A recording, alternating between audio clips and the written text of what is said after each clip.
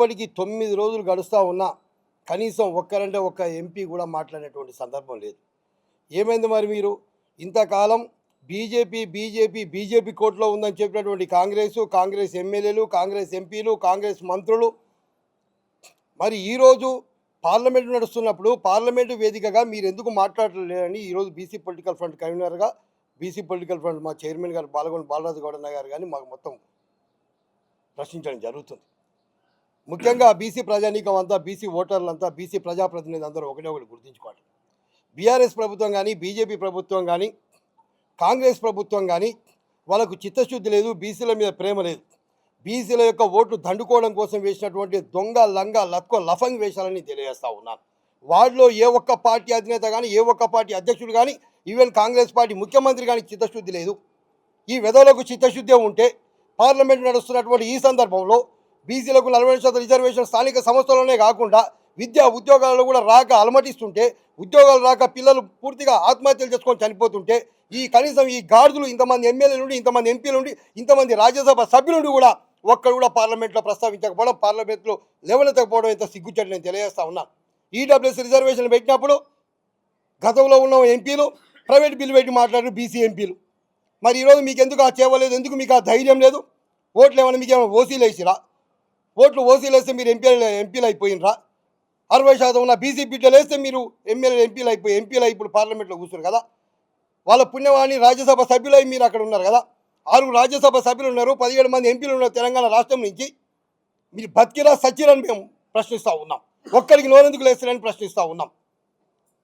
బొందలగడ్డల మీద, రోడ్ల మీద, ఫ్లైఓవర్ల మీద గొర్రెల గురించి, బర్రెల గురించి, కుక్కల గురించి, నక్కల గురించి, జనాభా లెక్కల గురించి మాట్లాడే మీరు ఎందుకు ఇట్లాంటి సందర్భంలో ఎందుకు రేజ్ చేయట్లేదని నేను అడుగుతా ఉన్నాను. ఇది రేజింగ్ ఇష్యూ కదా. వీళ్ళంటారు కాంగ్రెస్ పార్టీ నుంచి 40% రిజర్వేషన్ ఇస్తానని ముఖ్యమంత్రి రేవంత్ రెడ్డి గారు మాట్లాడారు. ముఖ్యమంత్రి రేవంత్ రెడ్డి ఊర్లో జెండాలు వస్తే కనీసం బీసీకి ఇచ్చినటువంటి దాఖలు లేవు. ఆడ ఇనానమస్ చేసిరు. ఏ సామాజిక వర్గం నేను చెప్పను, ఇనానమస్ చేసిరు. ఆడ ఎందుకు ఒక బీసీ ఇనానమస్ చేయలేకపోయారు? అందుకే బీసీ ప్రజలారా ఇప్పటికైనా గుర్తుపెట్టుకోండి. ఊళ్ళలో బీసీ రిజర్వేషన్ వచ్చిన కాడ, ఎస్సీ రిజర్వేషన్ వచ్చిన కాడ ఓసీలని, రెడ్లని, వెలమని ఎదిరించి రాజకీయం చేయాలనుకునేటువంటి ఏ ఒక్క నాయకుడు ఎంట ఓసీలు ఉండట్లేదు. అది బీఆర్ఎస్ ప్రభుత్వం కానీ, బీఆర్ఎస్ పార్టీ కానీ, కాంగ్రెస్ పార్టీ కానీ, బీజేపీ పార్టీ కానీ వాళ్ళు మద్దతు తెలిపినట్టు తెలుపుతారు. వాళ్ళు ఎవరైతే వీక్ ఉంటారో, ఎవరైతే ఈ రెడ్లు, ఎవరైతే ఈ వెలమలు, ఎవరైతే ఎట్లా మాట చెప్తే వాళ్ళ మాట వినే వాళ్ళ వెనకాల తిరుగుతురు. పార్టీ ప్రకటించి అభ్యర్థిని పెట్టినా కూడా అభ్యర్థి సపోర్ట్ చేయట్లేదు. చాలా ఊళ్ళలో నడుస్తున్న తతంగం తంతి ఇది మీరందరూ గ్రహించాలి. ఇట్లనే ఉంటే రాబో కాలంలో బీసీలు రాజకీయంగా పూర్తి స్థాయిలో చేయబడతారు. ఈ రాష్ట్రంలో వాడిచ్చే 1000 రూపాయలకో, వాడిచ్చే కోట సీసకో, వాడిచ్చే ఇంత బువ పెడితే ఓటు వేసేంతటువంటి దీనస్థితిలో మీ ఓటును అమ్ముకోకండి. మీ ఓటును అమ్ముకుంటే మన కన్న తల్లిని అమ్ముకున్నట్టు, ఓటు అమ్ముకుంటే మన భవిష్యత్తును అమ్ముకున్నట్టు, ఓటు అమ్ముకుంటే మన పిల్ల తరాలను అమ్ముకున్నట్టు. ఓటు అమ్మకానికి లేదు.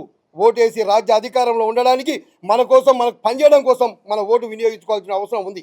స్థానిక సంస్థల్లో బీసీలారా బీజేపీ పార్టీ యొక్క ద్వంద్వ వైఖరిని, కాంగ్రెస్ పార్టీ యొక్క దుర్మార్గమైనటువంటి మోసపూరిత వాదనని, బీఆర్ఎస్ యొక్క గోడ మీది పిల్లి తత్వటువంటి విధానాన్ని, అదేవిధంగా కేసీఆర్ గారు ఎర్రబెల్లి పిలిపించుకొని ఎర్రబెల్లి ఇనానమా చేసుకొని మనం ఈ నుంచి మనం పుంజుకోవాలని చెప్తున్న కేసీఆర్, బీసీ బిడ్డ అమరుడై నిన్ను గద్దెనెక్కించినాం. 1200 మంది వస్తే అందులో 1150 మంది దాకా బీసీలో ఉన్నారు. శ్రీకాంత్ చారి బీసీ బిడ్డ. మేము బలిదానం చేస్తే మీరు పీఠం ఎక్కిరు. మేము ఒకటే చెప్తున్నాం బీసీ ప్రజాప్రతినిధులకు, బీసీ ఓటర్లకు, బీసీ ఎస్సీ ఎస్టీ ఓటర్లందరూ తెలియజేస్తున్నాం. సోదరులారా బీసీలు అకౌంట్ అక్కడ గెలిపించుకోండి. జనరల్ స్థానంలో బీసీలు అత్యధిక స్థానంలో పోటీ చేసిరు. అదేవిధంగా ఎస్సీ ఎస్టీ సోదరులు పోటీ చేసిరు. ఎస్సీ ఎస్టీ సోదరులు స్వయంగా పరిపాలన చేసి సత్తా ఊళ్ళలో కూడా ఎస్సీ ఎస్టీ సోదరులలో ఎన్నుకోవాలని తెలియజేస్తూ, దీంట్లో కూడా కుట్ర చేస్తున్నటువంటి ఆధిపత్య వర్గ కుట్ర, రాజకీయ కుట్రల్ని సమాజాలని తెలియజేస్తూ మీ బైరు శేఖర్గా మీరందరూ ఈ యొక్క పార్టీలను నిలదీయాలని తెలియజేస్తూ ఉన్నాను. సెలవు. బీసీ బీసీల ఐక్యత వర్ధిల్లాలి. పెట్టాలి పార్లమెంట్ లో బీసీ బిల్లును వెంటనే పెట్టాలి చేర్చాలి 9th షెడ్యూల్ లో బీసీ బిల్లును వెంటనే చేర్చాలి చేర్చాలి 9th షెడ్యూల్ లో బీసీ బిల్లును వెంటనే చేర్చాలి పెట్టాలి పార్లమెంట్ లో బీసీ బిల్లును వెంటనే పెట్టాలి చేర్చాలి 9th షెడ్యూల్ లో బీసీ బిల్లును వెంటనే చేర్చాలి జై బీసీ గ్రామ పంచాయతీలో బీసీ అభ్యర్థులను గెలిపించాలి. గెలిపించాలి, గ్రామ గెలిపించాలి. పంచాయతీలో బీసీ అభ్యర్థులను గెలిపించాలి. గెలిపించాలి గెలిపించాలి గ్రామ పంచాయతీలో బీసీ అభ్యర్థులను గెలిపించాలి. గ్రామ పంచాయతీలో బీసీ అభ్యర్థులను గెలిపించాలి. గ్రామ పంచాయతీలో బీసీ అభ్యర్థులను గెలిపించాలి. పార్టీలకు అతీతంగా బీసీలను గెలిపించాలి గెలిపించాలి గెలిపించాలి. పార్టీలకు అతీతంగా బీసీలను గెలిపించాలి. పార్టీలకు అతీతంగా బీసీలను గెలిపించాలి.